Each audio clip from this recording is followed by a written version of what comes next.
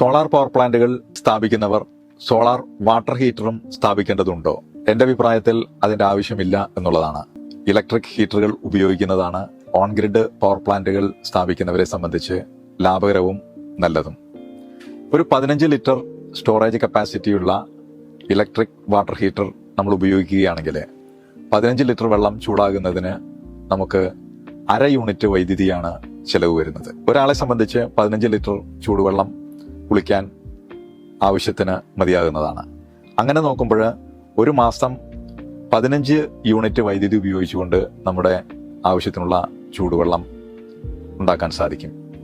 Solar on grid power പ്ലാന്റുകൾ design ചെയ്യുമ്പോൾ ഗീസറിനുള്ള വൈദ്യുതി ഉപയോഗം കൂടി കണ്ട് സ്ഥാപിക്കുകയാണെങ്കിൽ നമ്മെ സംബന്ധിച്ച് അതായിരിക്കും ലാഭകരം. സോളാർ വാട്ടർ ഹീറ്റർ ആകുമ്പോൾ 1 റൂഫിലെ സ്ഥലനഷ്ടം, 2 അതിന്റെ മെയിൻ്റനൻസ്, 3 മഴക്കാലത്തൊക്കെ അത് വളരെ എഫിഷ്യൻസി കുറവായിരിക്കും, നമുക്ക് ചൂടുവെള്ളം ആവശ്യത്തിന് കിട്ടില്ല. ഇത്തരം കാര്യങ്ങളൊക്കെ വെച്ച് നോക്കുമ്പോൾ ഇലക്ട്രിക് ഹീറ്ററുകൾ ഉപയോഗിക്കുന്നത് തന്നെയാണ് നല്ലത്.